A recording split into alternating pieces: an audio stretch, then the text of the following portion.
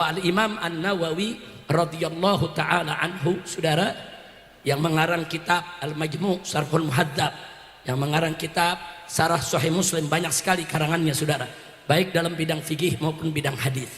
Beliau di zamannya pernah ditanya oleh sultan, saudara, tentang hukum pajak.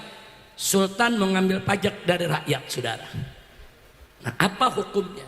Sultan sudah minta fatwa ulama satu negeri. Semua ulama setuju dengan alasan karena kebutuhan negara sedang tinggi untuk membiayai pembangunan, untuk membiayai tentara Islam di perbatasan. Yang kedua, kas negara kosong, saudara, maka terpaksa harus mengambil pajak dari rakyat. Nah, setelah ulama semua setuju, Sultan bertanya kepada para ulama, adakah ulama lain yang perlu aku minta persetujuannya? Para ulama di kota Damaskus saat itu sepakat, ada satu yang Sultan mesti undang. Siapa dia? Abu Zakaria Yahya ibn Syaraf An-Nawawi.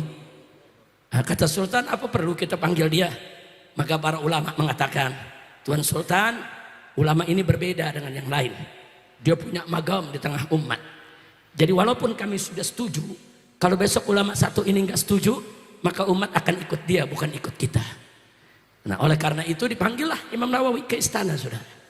Dijemput langsung oleh pasukan. Beliau tinggal di pinggiran kota Damaskus, namanya Desa Nawa, saudara. Beliau dipanggil, hadir, duduk di depan Sultan. Setelah duduk di depan Sultan, Sultan menyampaikan, ya Abu Zakaria, ini semua ulama yang hadir di tempat ini udah setuju aku ngambil pajak dari rakyat.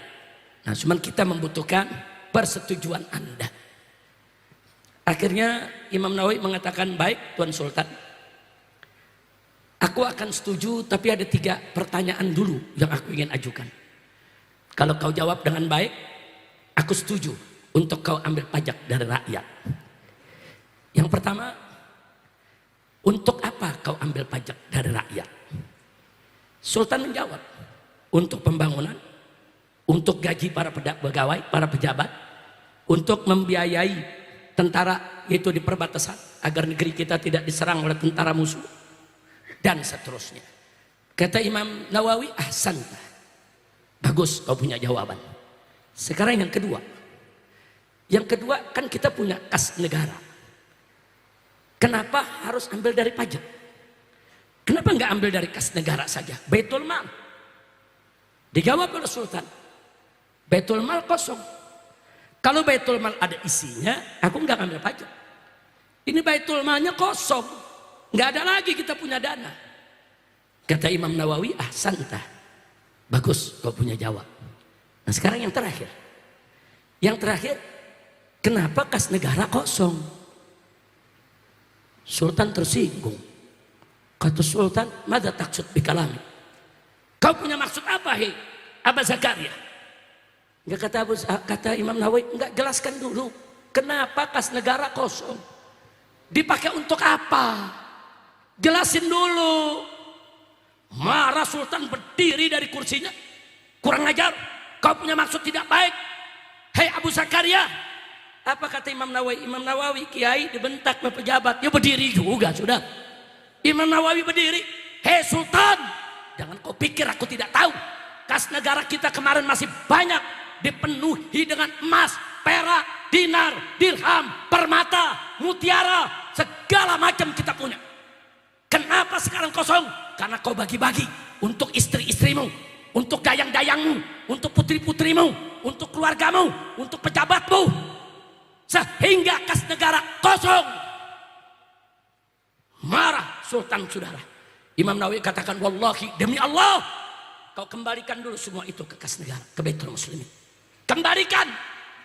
Kalau semua sudah dikembalikan masih kurang, baru boleh kau ambil pajak dari rakyat. Tapi kalau tidak kau kembalikan, kas negara seenaknya digunakan. Kalau zaman sekarang dikorupsi, saudara, maka demi Allah haram kau ambil pajak dari rakyat walaupun 1 dirham. Takbir. Ini dia, saudara, yang diundang Imam Nawawi, bukan ulama istana. Tegas ngomongnya. Yang pertama diundang ulama-ulama istana. Iya aja apa kata Sultan. Saya mau tanya, Imam Nawawi tegas tidak? Ini mujtahid madhab Imam Syafi'i ini saudara. Enggak sembarangan saudara. Madhab Imam Syafi'i ini madhab yang saik di bumi Indonesia. Saya tanya, bangga tidak dengan Imam Nawawi? Bangga tidak? Nah itu yang saya mau katakan sekarang kepada pemerintah saudara. Jangan kau ambil pajak dari rakyat sekecil apapun, selama korupsi tidak dibasmi, selama koruptor tidak ditangkap, selama koruptor dilindungi, maka selama uang negara diboroskan, selama uang negara seenaknya kau keluarkan, haram mengambil pajak dari rakyat kecil. Betul? Takbir, takbir, sallu ala nabi. Maling ayam penjara setahun. Nenek-nenek di Jawa Timur nyolong kayu sebatang 3 batang penjara setahun. Petani di Jawa Tengah mencuri semangka 1 butir 1 tahun penjara. Kemarin saudara 271 triliun cuma 6 tahun.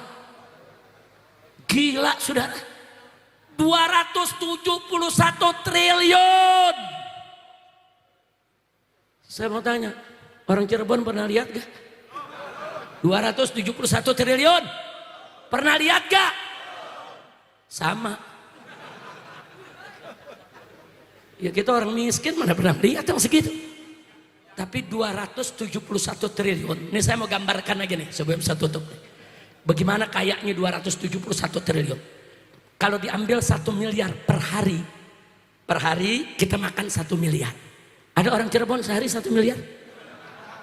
1 miliar, wah, ambil restoran-restorannya kita beli. 1 miliar per hari, setahun berapa hari? Dalam hitungan nasional 365 hari. Berarti setahun cuma saudara 365 miliar. Saudara, belum 1 triliun. Berarti 1 triliun 3 tahun saudara. 1 triliun buat makan 3 tahun. Nah kalau 271 triliun lu kali 3 742 tahun saudara. Kalau anda punya duit 271 triliun, maka berarti anda bisa makan 742 tahun, 1 harinya 1 miliar. Banyak apa dikit? Untung gak pingsan lu dengernya. Di penjara cuma 6 tahun. Iya.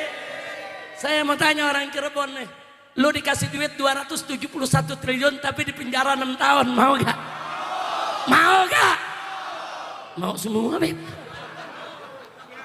Haji Alvan teriak, Anda juga mau beb. Haji Alvan ini pengusaha saudara. 271 triliun di penjara 6 tahun. Iya. Kacau tidak? Kacau tidak?